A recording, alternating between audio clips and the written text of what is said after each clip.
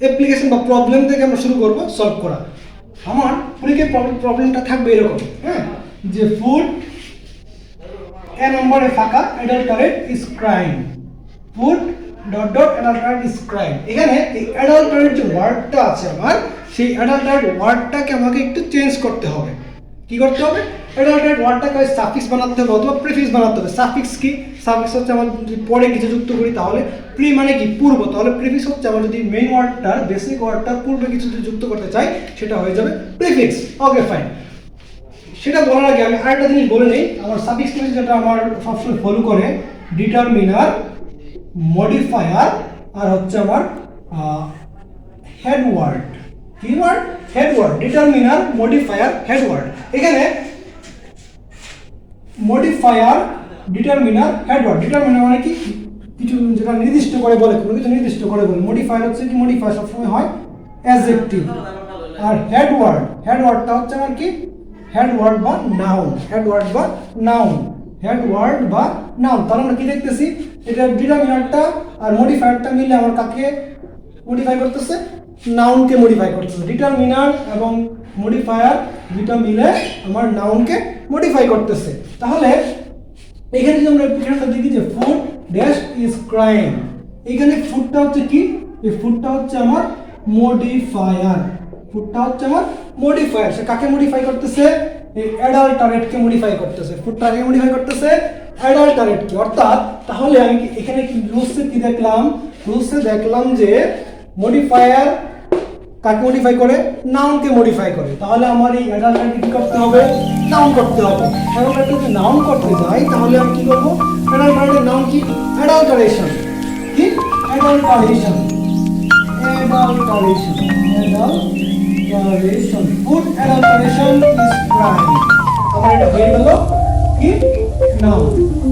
আর এটা হয়ে গেল অ্যাডজেক্টিভ। তাহলে অ্যাডজেক্টিভ সবসময় নাউনের পূর্বে বসে। অ্যাডজেক্টিভ সবসময় বসে কার পূর্বে? নাউনের পূর্বে। অ্যাডজেক্টিভ কাকে মডিফাই করে? নাউনকে মডিফাই করে। তাহলে আমার ওই স্ট্রাকচার অনুযায়ী অ্যান্সারটা পেয়ে গেছি। কারণ আমার তার তিন কন্ডিশনটা আছে, যেখানে আমি সাবজেক্ট দিব, কোনো দরকার নেই তোমার কন্ডিশন নেওয়ার। আমি এই অ্যান্সার পেয়ে গেছি কি? মডিফায়ার নাউনকে মডিফাই করে, অর্থাৎ অ্যাডজেক্টিভ আমার নাউনকে মডিফাই করে। তাহলে এই অ্যাডাল্টারেট ওয়ার্ডটাকে আমার মনে করতে হবে নাউন। অ্যাডাল্টারেটের নাম হচ্ছে অ্যাডাল্টারেশন। তাহলে ফাইনাল কি আমরা? Food adulteration is crime. ঠিক আছে, এখন আমরা দেখব নেক্সট টপিক।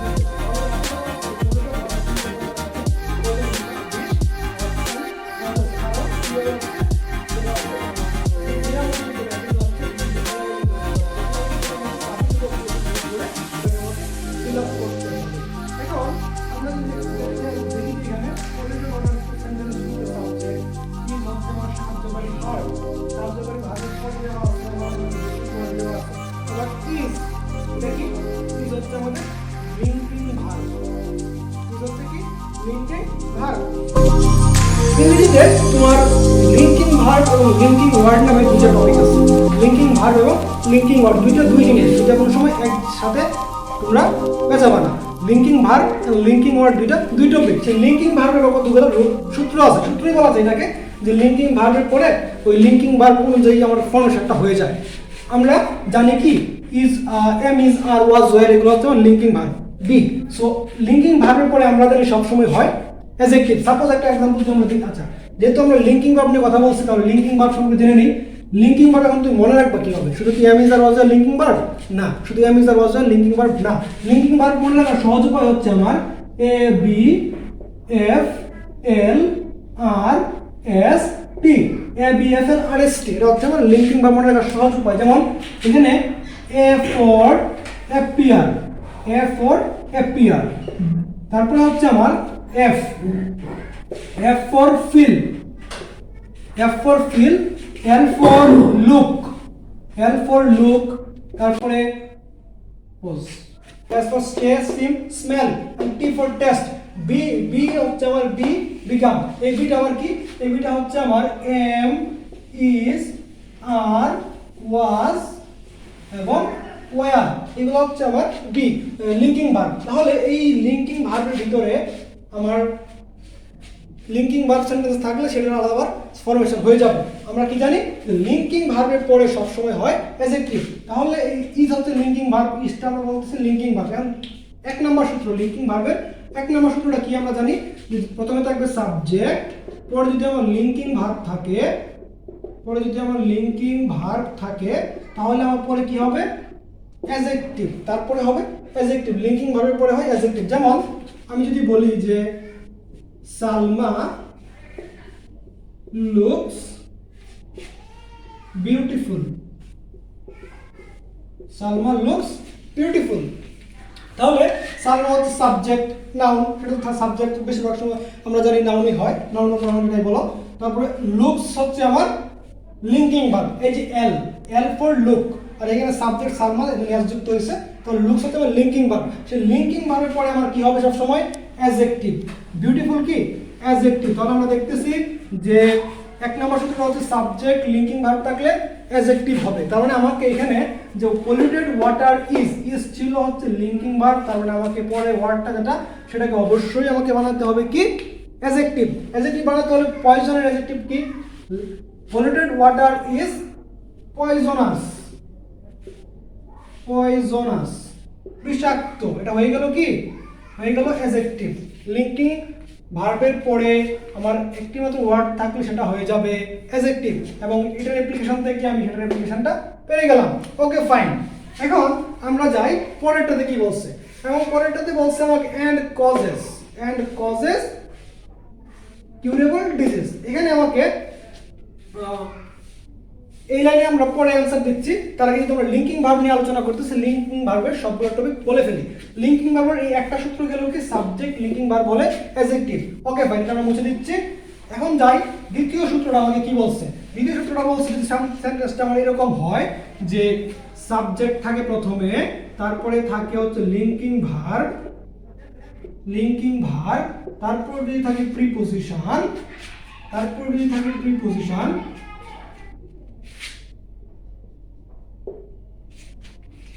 প্রিপোজিশন, তাহলে কি হবে? এখানে কি হবে সেটা আমরা একটা এক্সাম্পল দেখি। যে সালমাটাকে আবার আমরা ইউজ করি যে সালমা লুকস আপ, তাহলে আমরা এখানে কি দিব? এখানে আমরা কি দিব? এখানে কিন্তু যদি আমরা আগের সেন্টেন্সের মতো করে দিতাম যে সালমা লুকস আপ বিউটিফুল, হবে না। আপ হচ্ছে আমার প্রিপোজিশন। আপ যদি আমার প্রিপোজিশন হয় তাহলে আমাকে এখানে ইউজ করতে হবে, ইউজ করতে হবে হচ্ছে adverb. She Salma looks up beautifully, beautifully, Salma looks up, Salma looks up beautifully, তার মানে বিউটিফুলি এল ওয়াই যুক্ত, এল ওয়াই যুক্ত প্রায় 90% ওয়ার্ডই হয় আমার অ্যাডভার্ব। তার মানে একটা এখানে প্রিপোজিশনের পরে এখানে হয়ে যাবে অ্যাডভার্ব। যদি আমার সাবজেক্ট থাকে লিঙ্কিং ভার্ব, লিঙ্কিং ভার্বের পরে যদি প্রিপোজিশন চলে আসে, লিঙ্কিং ভার্বের পরে প্রিপোজিশন চলে আসলে এখানে হবে অ্যাডভার্ব। এটা হচ্ছে আমার লিঙ্কিং ভার্বের সেকেন্ড সূত্র বা রুলস, যেটাই বলো। লিঙ্কিং ভার্ব থাকলে পরে প্রিপোজিশন আসলে হয়ে যায় অ্যাডভার্ব। এই বিউটিফুলের অ্যাডভার্ব হচ্ছে beautifully, Salma looks up beautifully. Okay fine. এখন আমরা যাচ্ছি 3 নাম্বার 3 নাম্বার সূত্র বলো বা তুমি রুলসে বলো লিঙ্কিং ভার্বের, সেটা আমরা দেখতেছি। 3 number subject plus linking verb, এখানে জাস্ট একটু চেঞ্জ হবে। আমরা আগে সেন্টেন্স লিখি, সেন্টেন্স লেখার পরে লিখি, তাহলে আমাদের জন্য বেশি সুন্দর হবে। যদি এটাকে লিখি আমরা যে সালমা লুকস ভেরি বিউটিফুল, আমার সেন্টেন্স ঠিক আছে কিনা? অবশ্যই আমার সেন্টেন্স ঠিক আছে। Salma looks very beautiful, Salma হচ্ছে সাবজেক্ট, লুকস হচ্ছে আমার লিঙ্কিং ভার্ব, তারপরে ভেরি হচ্ছে কি অ্যাডভার্ব, ভেরি হচ্ছে অ্যাডভার্ব, বিউটিফুল হচ্ছে আমার অ্যাডজেক্টিভ, বিউটিফুল হচ্ছে অ্যাডজেক্টিভ। আমরা কি জানি যে অ্যাডজেক্টিভ মডিফাই করে নাউনকে, অ্যাডভার্ব মডিফাই করে ভার্বকে, এটা আমরা সবাই জানি। তাহলে আমরা দেখলাম subject linking verb adverb adjective. তাহলে আমি বললাম সাবজেক্ট লিঙ্কিং ভার্ব, এখানে হবে হচ্ছে আমার অ্যাডভার্ব, তারপরে হচ্ছে আমার অ্যাডজেক্টিভ। যদি আমার সাবজেক্টের পরে লিঙ্কিং ভার্ব থাকে, তারপরে অ্যাডভার্ব দেওয়া থাকে, তাহলে পরেরটা হয়ে যাবে আমার অবশ্যই অ্যাডজেক্টিভ। এই যে সালমা সাবজেক্ট, লুকস হচ্ছে লিঙ্কিং ভার্ব, ভেরি হচ্ছে আমার অ্যাডভার্ব, and beautiful হচ্ছে আমার adjective. Salma looks very beautiful, Salma looks very beautiful, look linking verb, তারপরে আছে আমার কি অ্যাডভার্ব। আর লিঙ্কিং ভার্বের পরে অ্যাডভার্ব থাকলে পরের অংশটা অবশ্যই আমার কি হতে হবে? অ্যাডজেক্টিভ হতে হবে। লিঙ্কিং ভার্বের পরে অ্যাডভার্ব থাকলে হয়ে যাবে অ্যাডজেক্টিভ। লিঙ্কিং ভার্বের পরে আমরা আগেটা দেখে আসলাম, যদি প্রিপোজিশন থাকে তখন হয়ে যায় বাকি অংশটা অ্যাডভার্ব। সাবজেক্টের পরে যদি লিঙ্কিং ভার্ব থাকে, তারপরে একটি মাত্র শূন্যস্থান থাকলে সেখানে আমাকে কি হবে? অবশ্যই সেখানে হবে আমার অ্যাডজেক্টিভ। আমরা সেটা প্রথম সেন্টেন্স দেখলাম কি Salma looks beautiful, Salma looks very beautiful, Salma looks beautifully. এই তিনটে এক্সাম্পল দিয়ে আমরা পুরো, এখন আমরা যাই এটার সলিউশন করতে। যে পলিউটেড ওয়াটার ইজ, এখানে বললাম পয়জনাস। কেন পয়জনাস? লিঙ্কিং ভার্বের পরে হয় adjective. Polluted water is poisonous and causes dash disease. তাহলে আমরা অর্থটা একটু বোঝার চেষ্টা করি। এখানে কি বলছে? দূষিত পানিটা আমাদের জন্য বিষাক্ত এবং কি এটা এমন কিছু রূপ তৈরি করে যেটা হচ্ছে অনিরাময়যোগ্য, অনিরাময়যোগ্য রূপ তৈরি করে। তাহলে কিউরেবল অর্থ হচ্ছে কি নিরাময়যোগ্য বা রোগ প্রতিরোধযোগ্য। তাহলে এখানে যদি আমরা কিউরেবল ইউজ করি তাহলে যেটা অ্যান্সার কি হবে? হবে না, ভুল হবে। আমাকে বলতেছে যে নেগেটিভ একটা কথা, যেরকম যে পলিউটেড ওয়াটার দূষিত পানির জন্য যে রূপটা হয় সেটা হচ্ছে আমাদের অনিরাময়যোগ্য। তাহলে আমরা এখানে যদি নিরাময়যোগ্য অ্যান্সার রেখে দেই, অ্যান্সার ভুল। তাহলে আমাকে কি করতে হবে? অনিরাময়যোগ্য ইংরেজি কি?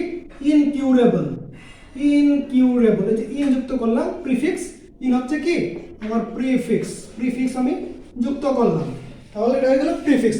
পূর্বে থাকলে প্রি, পরে থাকলে সাফিক্স। অর্থাৎ polluted water is poisonous and causes incurable disease, incurable disease. Okay fine.